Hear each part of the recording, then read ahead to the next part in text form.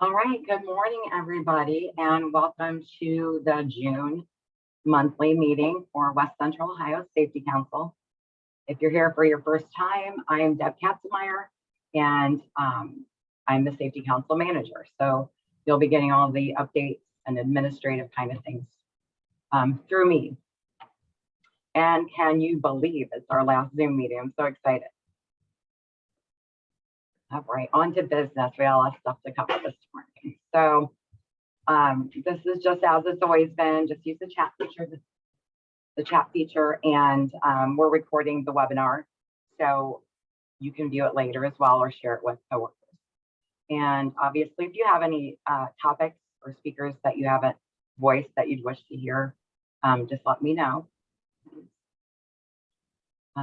Again, our steering committee members are listed here, but even more fun, there's their pictures, except for there's a couple people on our committee that aren't there yet. So sorry, guys. All right, I'll get it off of there. Okay, and here is the lineup for our first 6 months back to in-person meetings.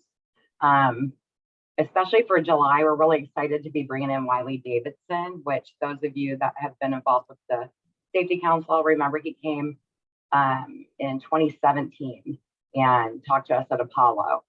So he's going to be sharing his message with us, and then you can see the other topics there. And then we'll be diligently working on the second half of the programming for the year. And these are just slides I had from last month, and just some updates for those who haven't been plugged in. Obviously, we're resuming in person, and some of the changes are listed here, including the elimination of semi-annual reports, and the BWC is going to be able to, the staff is returning to full participation. There's more rebate information here. You can read this over when you get it. They just changed from, they don't have the 4%, 2% difference. Now it's all 2% if you qualify to earn the rebate. Just some more information. All the questions you have could probably be answered in those 3 slides about the upcoming program year. So our attendance incentive, we've entered the final lap for that. So we'll be drawing somebody from today's attendees, and they will get a $100 gift certificate to them.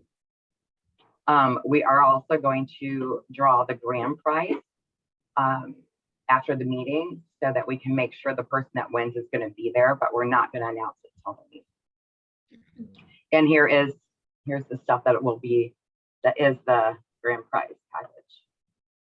Basically everything you could want for tailgating or outside fun and eating and all the summer stuff. All right. Yeah, no more virtual registration process.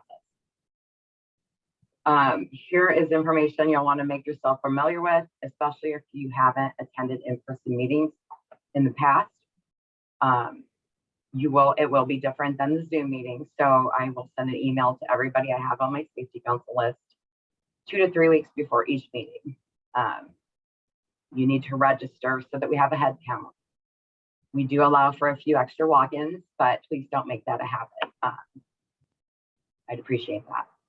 And then if you don't have a login, you'll need one of those to register. So once we get to that process, if you have any issues, just get a hold of me. And now, Dean. Dean, you're up. Morning, all. Just want to let everyone know Joe Phillips has since retired since we've spoken last. So the reward for Doug and I is we split up his area, so we'll be even busier. We are returned to the field 100% at this point in time. So we are unlimited. We can come out in the field to assist you. We have some parameters on that. We are trying to target some of our highest injury rate customers. So we still have a little bit of prioritization to go through. This fall, we're going to return to in-person classes for most of the BWC training classes. So we have that to look forward to. we've updated our safety talks and we've added some of those. For example, lawnmower safety, violence in the workplace, electrical safety, and preventing heat stress in the summer. As our topic today is very timely. It also goes with OSHA's information on heat stress, funding and emphasis program for those folks. We also have some written safety program templates that you can use. Make sure you use them as a template. Make sure you go through it. Make sure you answer all the questions and do not leave insert name of company here.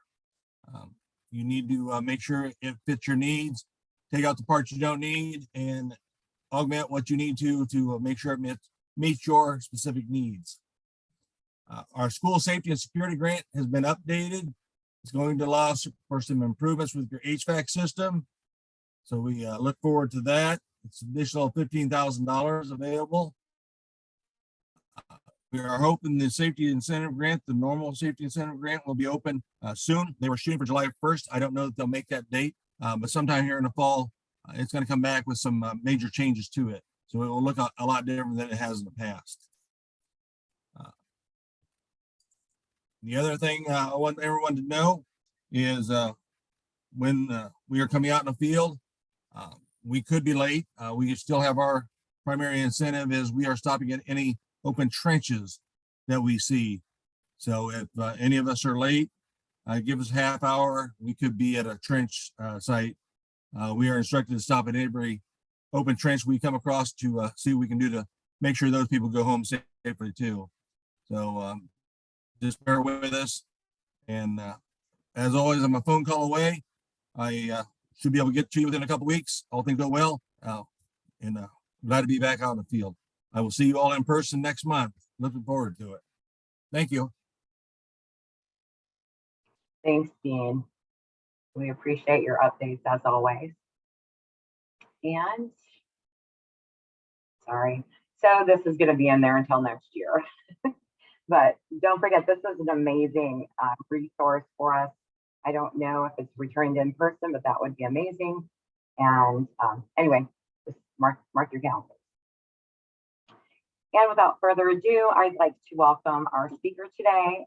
Beth Angus is here from SafeX, and she's going to talk about heat stress, and OSHA's emphasis program. And what a better time to be talking about the heat. I will go ahead and stop share. All right, let me pull up my screen. So I'm very excited for Safety Congress to be back in person. Let's see. All right.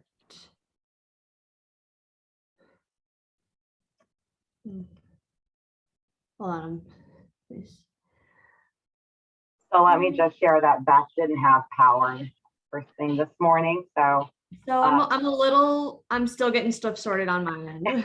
We weren't even sure if we were gonna have internet, so. Winning. Oh, I need to share my screen. Yeah. It's disabled on my end. Oh, sorry. There you go. Thank you. Okay. Sure, and we'll go ahead and get that. Oh, well, that's a fun place to start, is the last slide. Okay, here we go. Sorry for the technical difficulties, everybody. All right, so as we mentioned, we are going to be talking about heat stress and OSHA's new emphasis program regarding heat stress. It is perfect timing to talk about this today. It's supposed to be almost 100 here in Columbus, and I'm sure it's going to be just as hot in Lima, Allen County, surrounding areas. So it's going to be a toasty day. Everyone please drink lots of water and stay cool.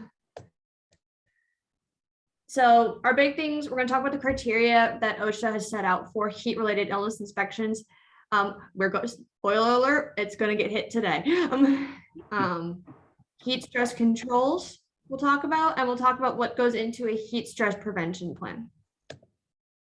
So quick question, does anyone, and you can just answer this by tossing it up in the chat, does anyone have a heat stress protocol already in place?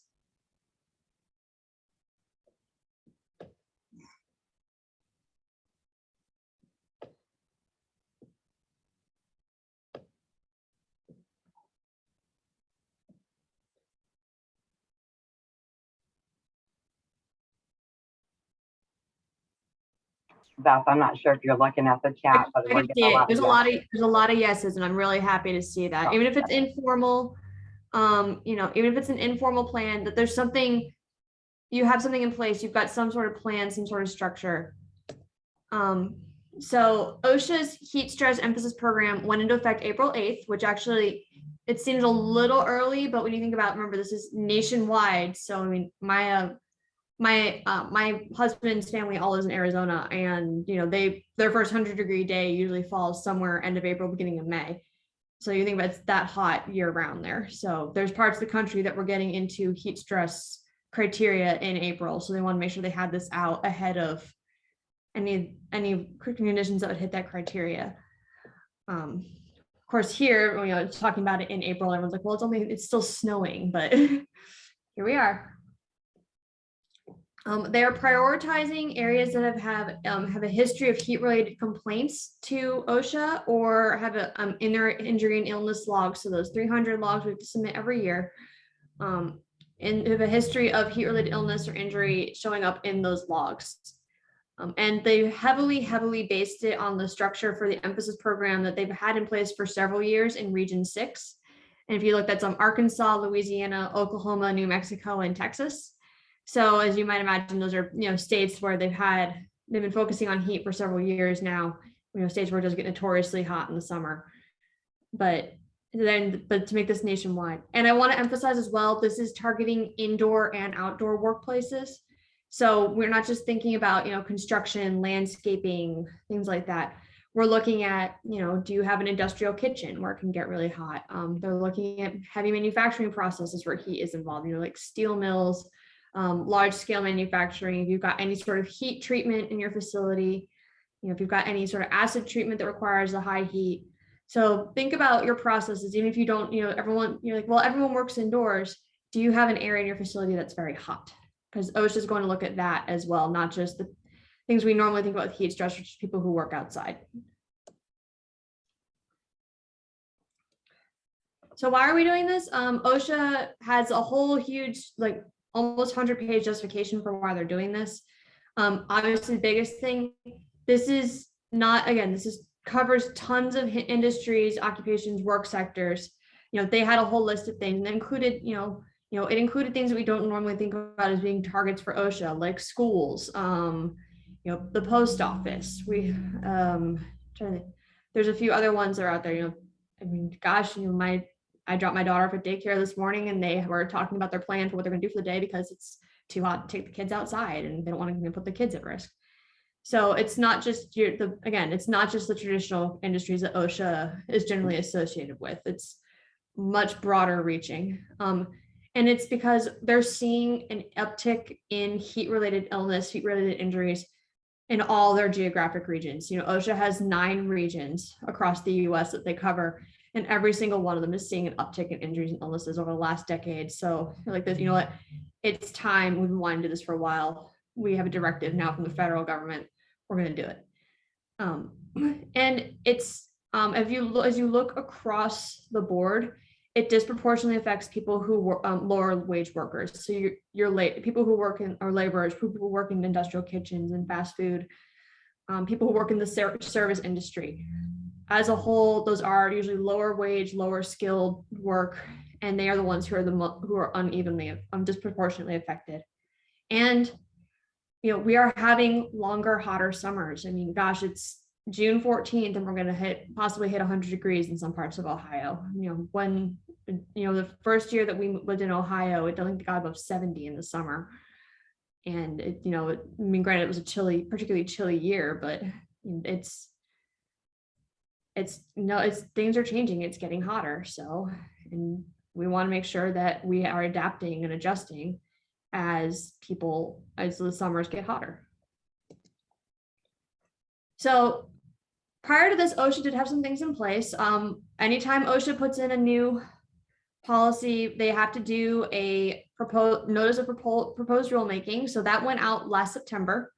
That draft is actually going to be for what OSHA in hopes will ultimately become a new standard. Right now it is an emphasis program. They are basing it heavily on the general duty clause. Because OSHA doesn't have an existing heat stress standard. But they have actually put out a notice of proposal rulemaking saying like, hey, we want to make an official OSHA standard about heat stress. And here's what we're thinking of doing. It's currently the open comment period ended at the end of February. So it's currently in review, revision, and OSHA has to do a feasibility study. And so that's where the phase they're going into is to figure out is it's going to be economically feasible to implement. The other thing that OSHA does every summer, they have their heat illness prevention campaign. It's on their website. They have tons of resources for, infographics you can use for employee awareness. You can models you can use for trainings, just general information like how to recognize signs and symptoms of heat illness. And that is on OSHA's website. It's osha.gov/heat. And I will have a link to it later on in this slide deck. So when you get the handouts, you'll have access to that. As I said, they have OSHA's National Emphasis Program is going to be relying heavily on the General Duty Clause, which is the clause that says you have to provide a workplace free of recognized hazards. I think heat is a recognized hazard, and heat exposure, heat stress. Heck, we've all just felt it on a day. If you had a day where it's really hot out, you're like, dang, I just gotta go mow the lawn, and I don't want to do that because it's going to be so brutal. And you go ahead and do it, and afterwards you need to lie down for an hour. As I said, Region 6 has had an emphasis program in place for several years, and the National Emphasis Program is modeled heavily off of that. And then there's some state standards. Some states that have state level OSHA programs, they've had heat stress standards in place for a while. California's has obviously been in place the longest, but in recent years, Washington put in one for actually that's focused on indoor workers, people who work indoors. Oregon just put one in last year because Oregon had that brutal heat wave that ended up, they've actually made an emergency standard that they put in place, and they're in the process of making that permanent. I believe my next slide, or one of my, let's say, here's my map. One of my slides has a map. So Oregon's has an emergency standard that they're in the process of making permanent. Minnesota has made a standard, again, geared towards indoor workers. Then Maryland, Nevada, and Colorado have directives from their state legislatures to look at making standards, whether it's for indoor workers or outdoor workers or both. And then Virginia has been moving through their state legislature, and I believe it's actually recently just passed.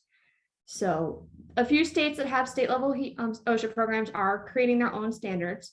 Obviously, OSHA, Ohio is a federal OSHA state, so we would be going by whatever the federal standard says. All right.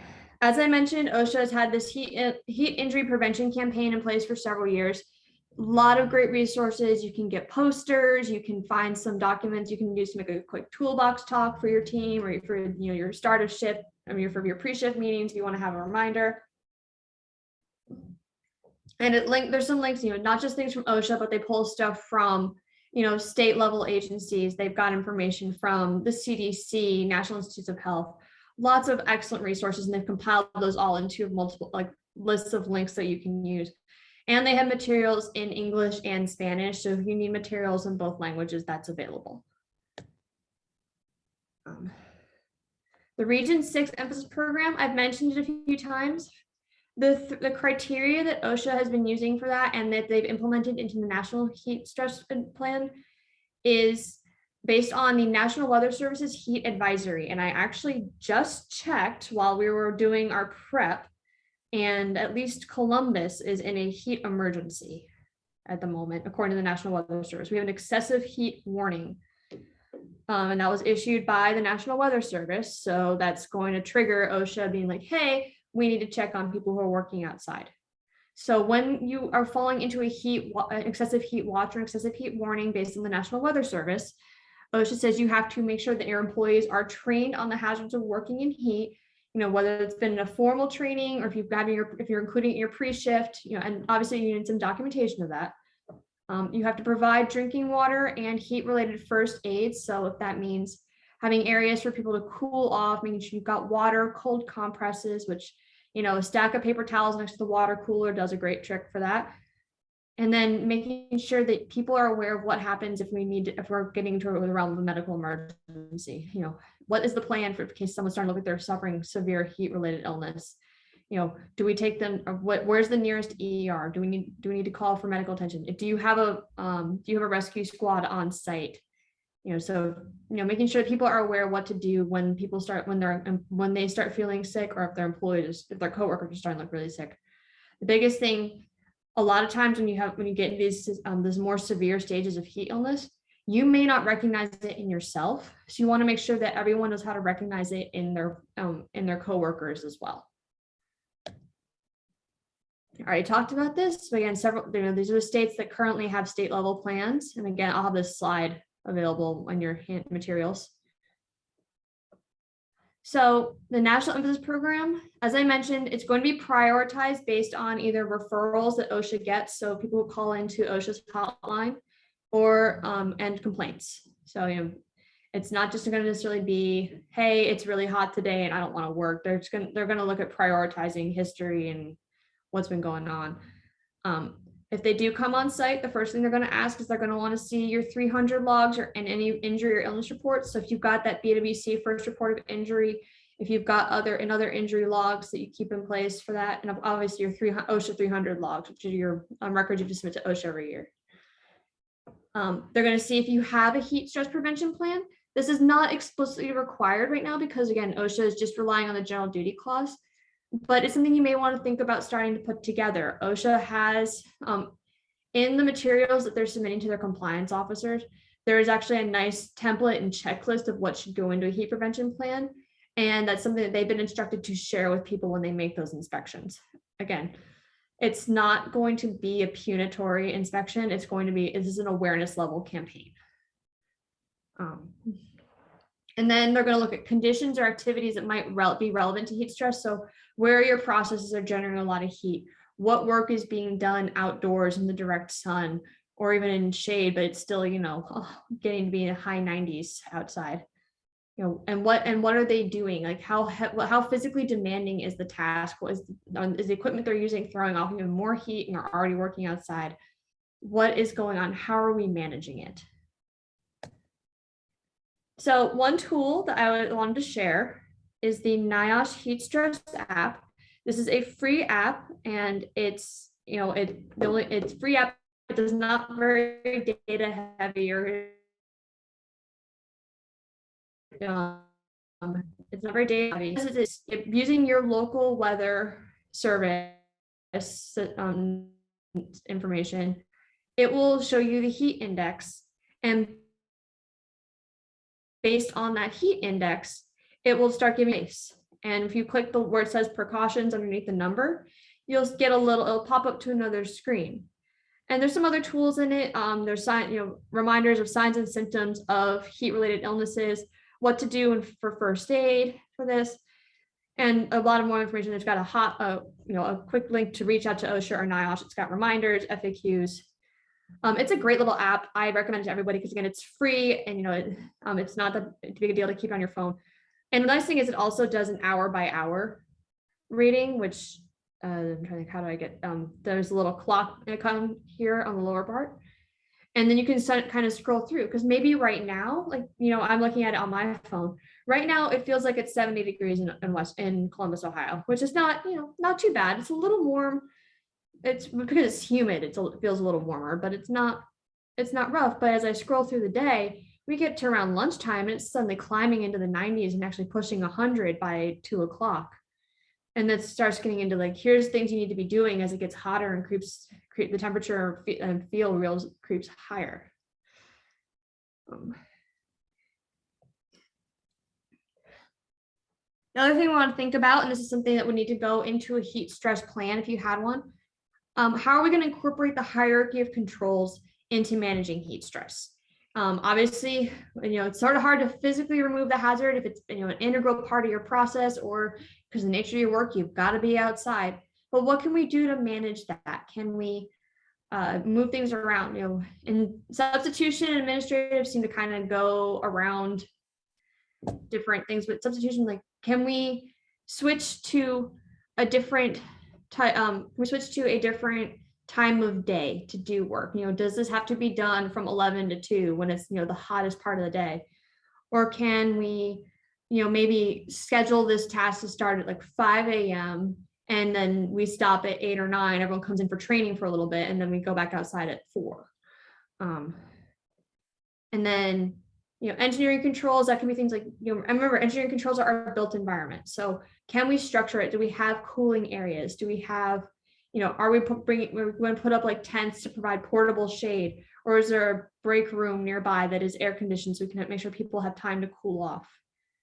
Administrative controls, do we have a rotation of who's doing the heavier, more heat intensive work versus, and can they trade off after a while with someone who has not been doing quite as intense work? There is heat preventive PPE. I'm personally not a huge fan, partly just because I think it's just more PPE we've got to put on people. I know some people, especially the cooling vests, they love them, but it's not just even just that, but you can think about how can we tweak our traditional PPE to be, to work with our environment and be a little more heat preventative.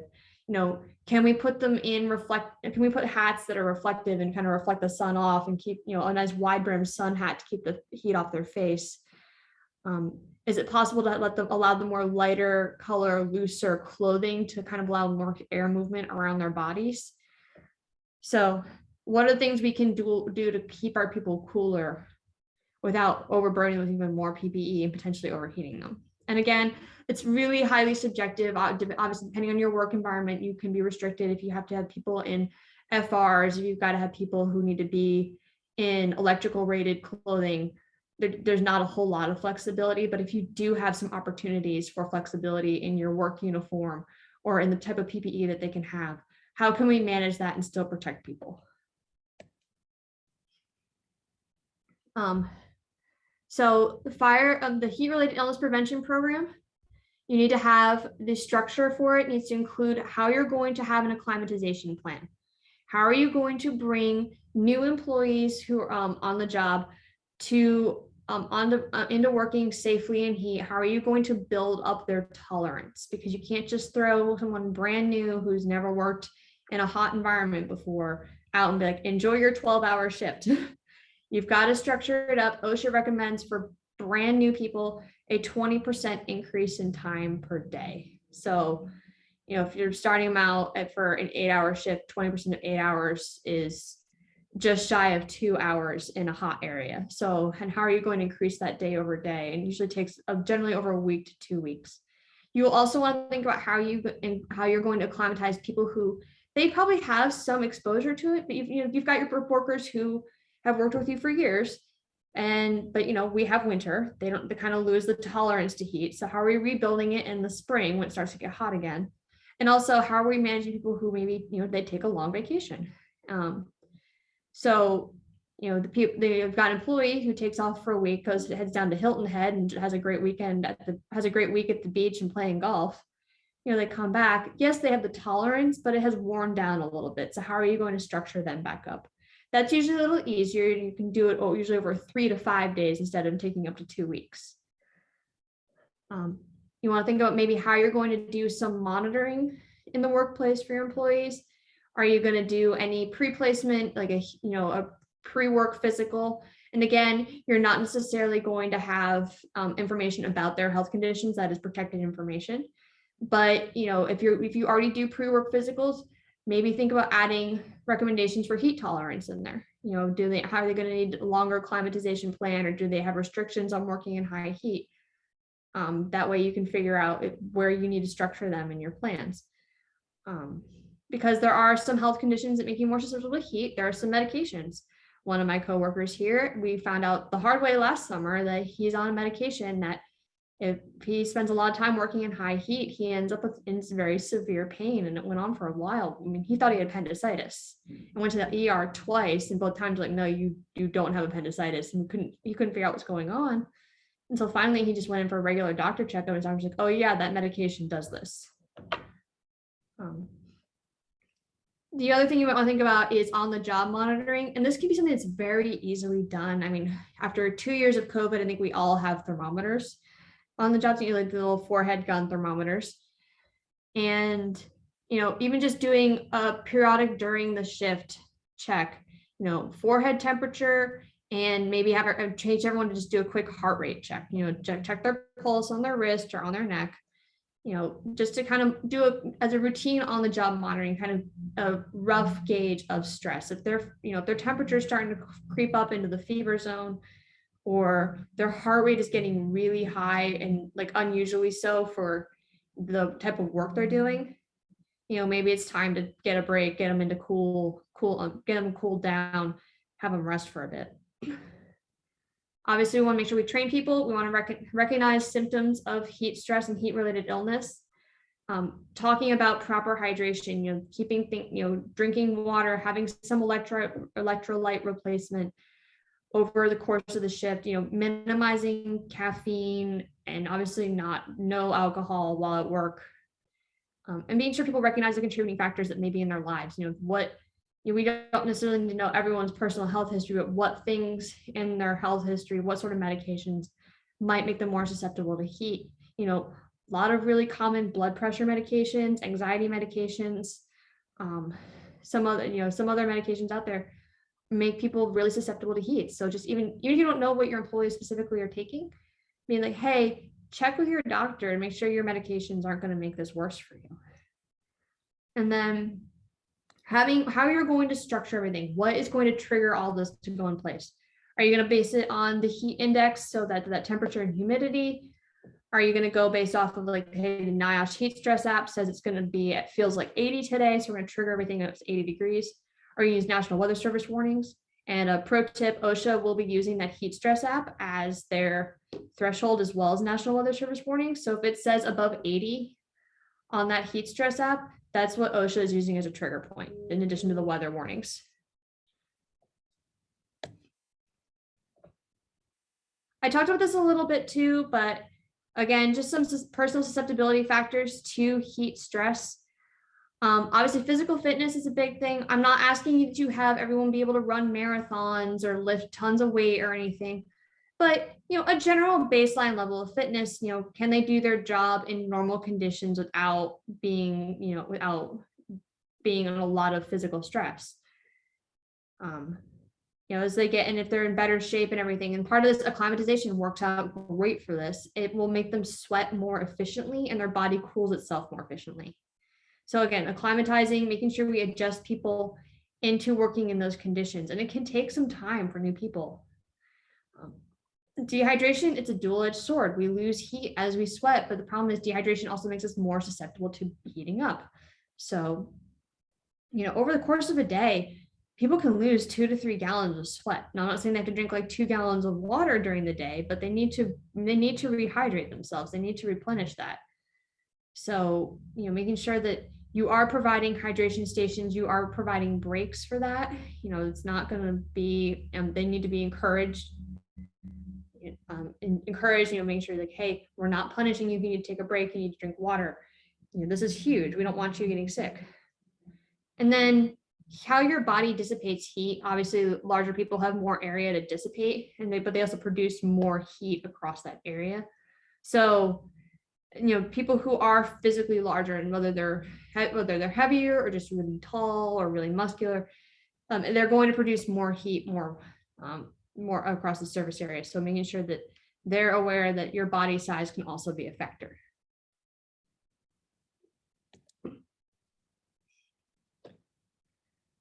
So as I mentioned, OSHA's general duty clause says employers need to provide a workplace free of known safety hazards. That's going to include extreme heat.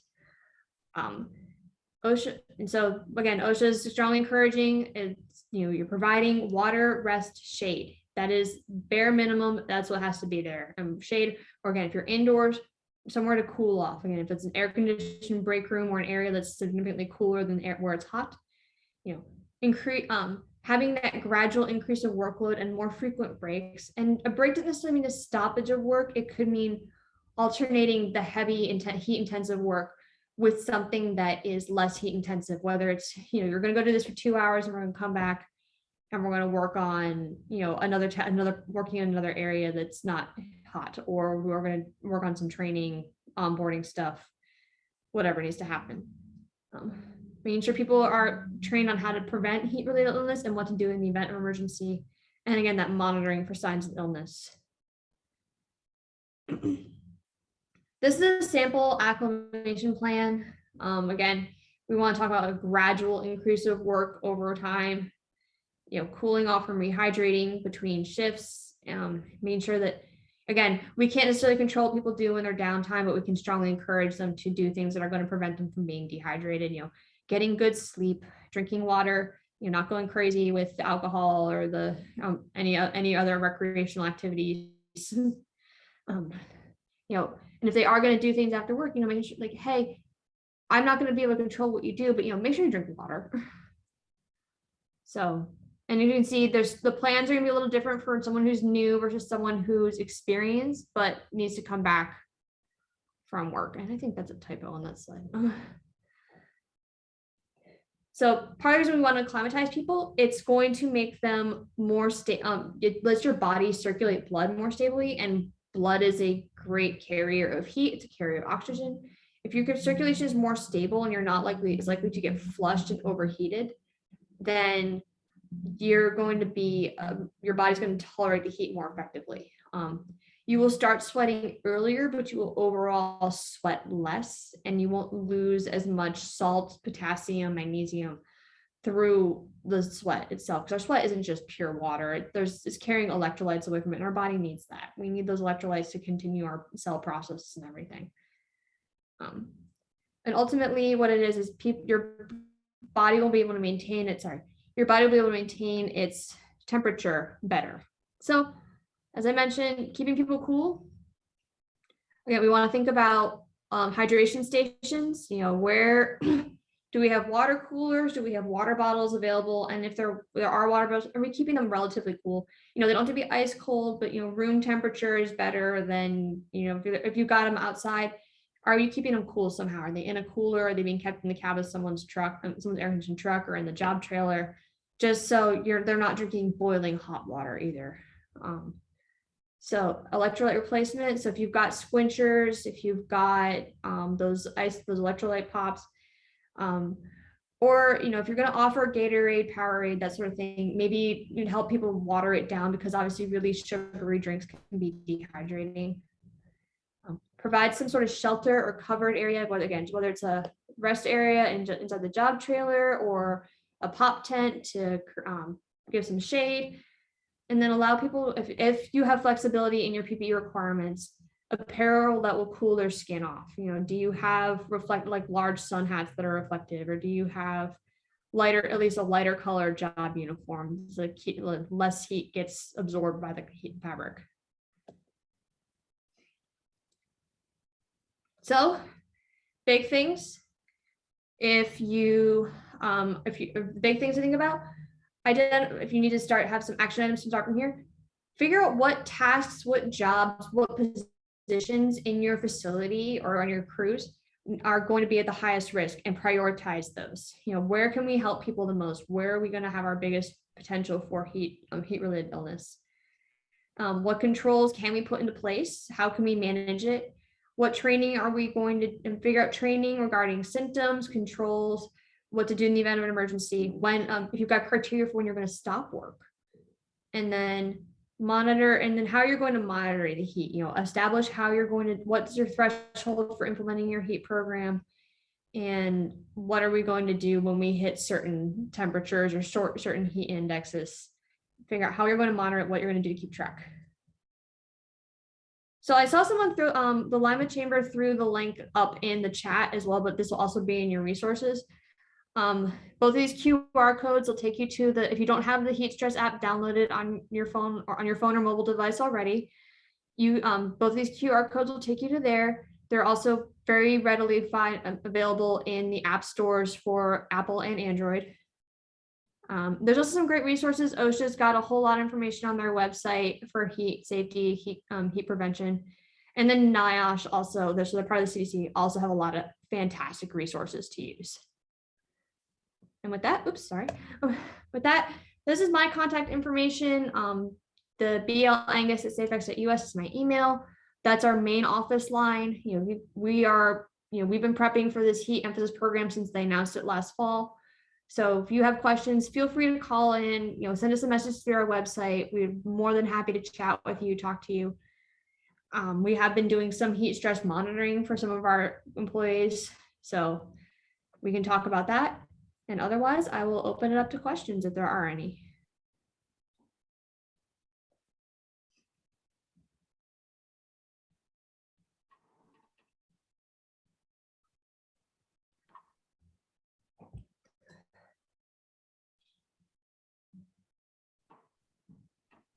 All right.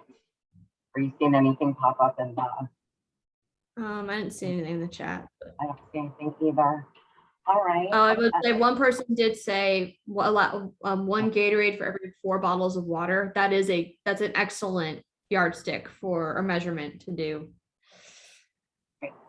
Thanks for sharing that, Mike. All right, you guys. Well, thank you so much, Beth, for sharing all this information with us. You did a great job, and we really appreciate you being here this morning, despite small obstacles. Storms happen. Information, we will be doing the grand prize giveaway at the July meeting, and I will be sharing this information. There's my email. This is our upcoming meeting in July, and there will be an evaluation that goes with the newsletter. And that's just information again. And then please, everybody stay cool out there. Keep your cool, all that fun stuff. Just Drink water. Pretty for the next few days. So, all right. So that's a wrap. I hope you guys all have a great day, and I hope to see you in person next month.